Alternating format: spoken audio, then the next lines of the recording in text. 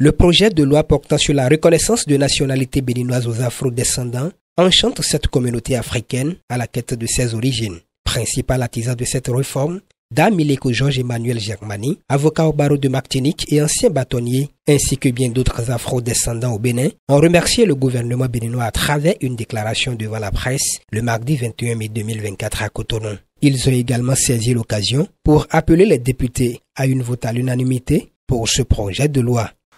L'histoire commence en Guadeloupe avec la famille Dja qui décide de rentrer sur la terre-mère.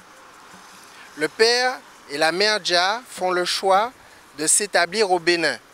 Mais pendant des années, ils vivent sans papier.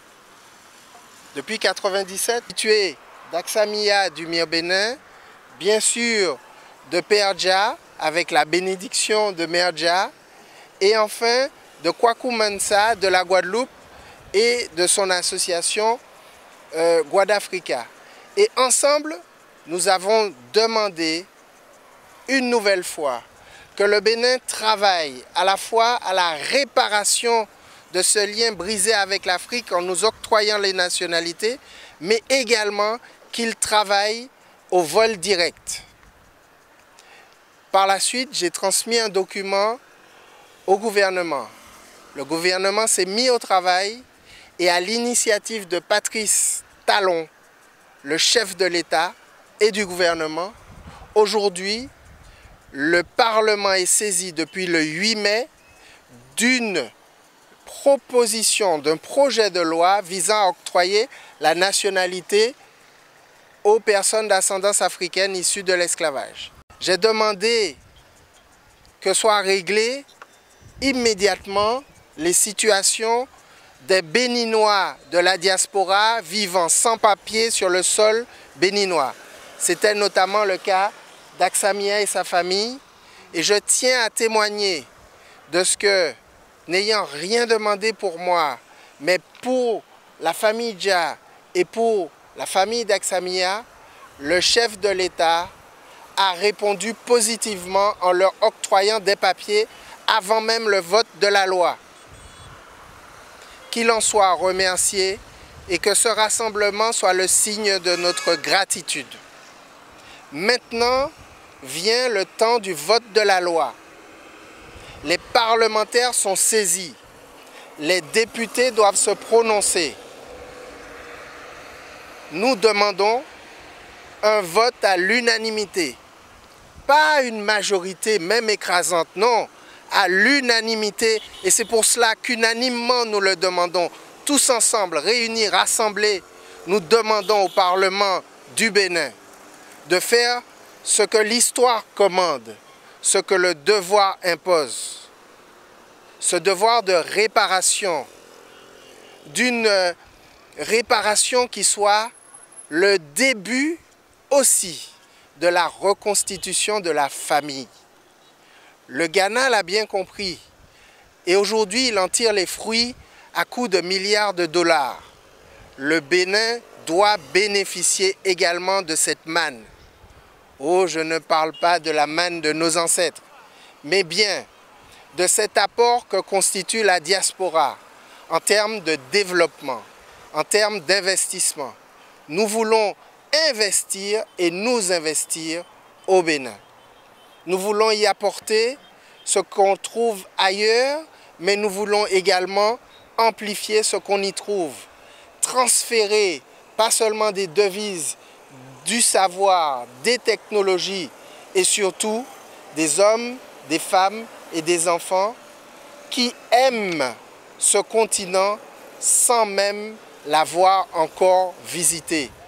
Parce que cette Afrique rêvée, cette Afrique racontée, nous savons qu'elle connaît des souffrances, qu'elle connaît les douleurs. Et nous pensons que la diaspora peut être l'une des solutions pour penser les blessures du continent, mais également remporter les défis de l'avenir. Je suis le père Dja, et c'est vrai, représentant la famille Dja, qui est une famille qui, dès le 15 avril 1997, a posé ses pieds au Bénin pour accomplir le grand retour prophétisé des enfants de l'Afrique hier déportés, qui avaient pour mission de retourner, disons, en terre ancestrale pour prendre place à la mission qui nous est confiée à notre génération, la restauration de notre continent à sa place de leader de l'humanité. C'est vrai que nous avons été arrachés il y a longtemps, mais malgré tout, nos ancêtres avaient inscrit en nous cette volonté de retour. Et aujourd'hui, pour nous, que cette loi soit venue pour que nous puissions rentrer dans l'identité, c'est un plus. Et je crois que c'est une très bonne chose. Vous voyez, que tout ce qui a été pris comme disposition pour que ce soit présenté justement à l'Assemblée nationale devant les députés, eh bien, je crois que c'est aujourd'hui la confirmation que c'est une volonté divine qui s'applique et qu'aujourd'hui, c'est le résultat de la prière de tous les Africains. Car nous avons chanté Africa Unite, eh bien, il est important pour qu'un pays puisse se développer, un continent puisse se développer, que tous ces enfants soient de nouveau présents pour répondre à l'hymne national du Bénin qui dit d'accourir, que tous les bâtisseurs aujourd'hui doivent venir. Et ensemble, nous devons vraiment travailler plus fort chaque jour à la tâche pour que nous puissions transmettre à la postérité, surtout aux enfants de l'Afrique qui sont dehors, sachent qu'ils ont un pays, qu'ils ont une identité et qu'ils ont le droit aujourd'hui de rentrer dans cette identité et de rentrer dans leur héritage. Bonjour à tous, donc je suis Aksamia Martial, je suis présidente de l'association Mir Bénin, donc Mir Bénin qui signifie médiation internationale pour les réparations, sous-entendu de l'esclavage transatlantique. Nous remercions infiniment le chef de l'État, M. Patrice Talon, son Excellence, M. le Président Patrice Talon, ainsi que ses ministres, pour cette reconnaissance de nationalité béninoise aux afro-descendants de la terre entière. C'est une grande satisfaction parce que c'est le fruit d'une lutte collective, d'une lutte commune. Nous avons la famille Dja, en effet, qui a posé les jalons du retour, qui nous a montré que le retour en Afrique était possible. La famille Dja, d'ailleurs, a été notre premier contact avec le Bénin, alors que nous étions encore à la Martinique. Et ils font partie des personnes qui nous ont vraiment rassurés et qui nous ont convaincus que ce retour sur la terre de nos aïeux était possible. Et nous sommes très heureux de nous être reconnectés à la terre de nos ancêtres avec mon conjoint et ma famille. L'association Mir Bénin, donc depuis 2020, a commencé son combat et a rejoint, s'est rallié à la démarche qu'avait initiée Damileko, Maître Germani, Georges Emmanuel, avec le collectif Sanko Fatour, pour pouvoir réclamer ce droit à la nationalité béninoise aux afro-descendants. Pourquoi? Parce que nous sommes les ayants droit des victimes directes de l'esclavage. Donc cette mesure rentre tout à fait dans le cadre du droit au retour qui, d'un point de vue international, consiste à replacer la victime là où elle serait si elle n'avait pas subi ce dommage. Donc les afro-descendants sont de plus en plus nombreux à vouloir revenir sur la terre-mère et notamment au Bénin. Le Bénin, comme vous le savez, qui a été le point de départ de beaucoup de nos ancêtres africains qui ont été mis en esclavage. Donc aujourd'hui, en leur nom, nous sommes très heureux et très satisfaits de cette mesure qui a été prise. Pour nous, c'est vraiment une porte du retour qui s'ouvre pour les descendants d'Africains déportés. Et nous croyons que le cri de nos ancêtres, qui résonne encore aujourd'hui dans notre sang et dans notre cœur, a été entendu. Parce que, évidemment, lorsqu'ils ont été arrachés de manière violente et injuste de leur famille, de leur village, de leur continent, le seul cri qu'ils avaient, la seule attente profonde qu'ils avaient, c'était de revenir sur leur terre-mère. Et nous sommes très heureux aujourd'hui, en cette dernière année de la décennie internationale des personnes d'ascendance africaine, que le Bénin ait pu franchir ce pas. Et nous félicitons le gouvernement de son Excellence, Monsieur le Président Patrice Talon, pour cette porte qu'il ouvre à la communauté afrodescendante, désireuse de se reconnecter à son africanité et de se réapproprier son identité africaine jadis et injustement perdue. Donc nous estimons que justice est faite et nous appelons tous les députés qui auront à prendre cette décision quant à l'adoption de cette loi de la reconnaissance de la nationalité béninoise aux afrodescendants. Nous appelons tous les députés à voter à l'unanimité pour que ce projet de loi puisse réellement être adopté et puisse bénéficier à toute cette communauté afrodescendante qui souhaite apporter ses compétences et son expertise à la cité béninoise.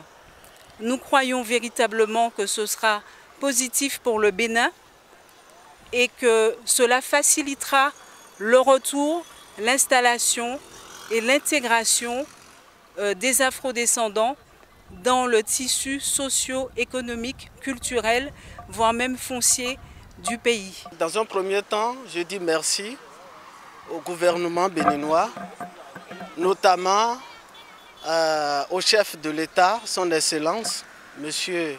Patrice Talon, pour sa clairvoyance. Parce que la traite et l'esclavage ont eu une conséquence démographique majeure sur le continent africain. Et on pourrait parler de 400 millions de victimes comme conséquence démographique sur l'Afrique. Et l'existence de ce projet de loi est un acte de justice pour nous-mêmes dans ce sens et un acte hautement panafricaniste. Hautement panafricaniste parce que le panafricanisme même est né de la quête de solutions aux problèmes, aux conséquences de la traite et de l'esclavage transatlantique. C'est pour cela d'ailleurs que Marcus Garvey, qui faisait partie des précurseurs du panafricanisme, réclamait le retour des afro-descendants en Afrique comme la solution à leurs problèmes. Et je voudrais inviter par là les députés de la 9e législature de l'Assemblée nationale du Bénin à faire concrétiser ce rêve du chef de l'État et à quand même effacer cette frustration que subissent nos frères et sœurs afro-descendants qui, dans l'espace de la Caraïbe, subissent des traitements racistes. Et dans ce cas, ils ne regardent que derrière leur origine et ne pas leur permettre le retour. C'est créer en fait davantage cette frustration et ce que le chef de l'État vient de faire est un acte hautement panafricaniste et un acte de justice. Et donc j'invite les députés à faire concrétiser cet acte. Lorsque le président Talon a lancé la campagne de restitution des biens volés, il a déclenché un mouvement sur tout le continent africain. Et l'Afrique, à ce moment-là, a parlé d'une voix unique. S'il a été capable de lancer ce message, alors c'est l'homme de la situation pour le lancer pour le reste des pays du continent qui ont subi l'esclavage et la déportation. Nous voulons que le Parlement béninois soit, grâce à cette unanimité, l'un des éléments déclencheurs d'un mouvement qui va dépasser le Bénin et qui va toucher toute l'Afrique. Parce que nous ne savons pas à quel royaume nous avons été arrachés. Nous ne savons pas à quelle langue nous appartenons, à quelle terre nous appartenons. Nous savons que nous venons du continent et aujourd'hui, le Bénin est la porte du retour. Cette porte du retour doit s'ouvrir sur le Bénin et sur toute l'Afrique réparée. Vivement que les honorables députés à l'Assemblée nationale du Bénin agissent en faveur de tous ces Africains déportés, aujourd'hui à la quête de reconnaissance à la terre de leurs aïeux.